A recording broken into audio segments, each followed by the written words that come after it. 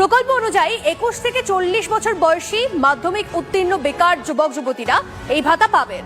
মহিলা পুরুষ উভয়ই আবেদন করতে পারবেন। সর্বাধিক 5 বছর পর্যন্ত মাসিক 1,500 টাকা অর্থ সাহায্য করা হবে। চাকরি পেয়ে গেলে সেই ভাতা বন্ধ হয়ে যাবে। আর এই প্রকল্পটি শুরু হচ্ছে 1 এপ্রিল থেকে। সেই মতো কাল থেকে বাংলার 294টি বিধানসভা কেন্দ্রে 294টি ক্যাম্প শুরু হচ্ছে। সেখানে আবেদনপত্র জমা দিতে হবে, তারপরেই মিলবে টাকা। কিন্তু এখনো এই প্রকল্পে কোন কোন ডকুমেন্টস লাগবে তা নিয়ে অনেকের মনেই প্রশ্ন রয়েছে, আর সেই উত্তরটাই দিলাম আমরা।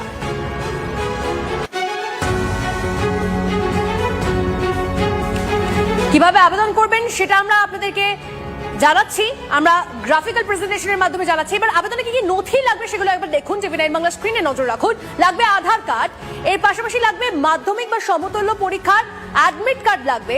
আর কি লাগবে, আর ঠিক কোন কোন নথি লাগবে যুবসাথী প্রকল্পে অ্যাপ্লাই করার জন্য? শিক্ষাগত যোগ্যতার প্রমাণপত্র।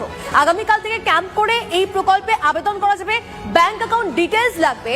আর ঠিক কোন কোন তথ্য লাগবে, নথি লাগবে? পাসপোর্ট সাইজ সাম্প্রতিক একটা ছবি লাগবে আপনার। এছাড়া লাগবে মোবাইল নম্বর। এই আবেদনে ঠিক কি কি নথি লাগবে দেখাচ্ছি আমরা টিভি 9 বাংলা।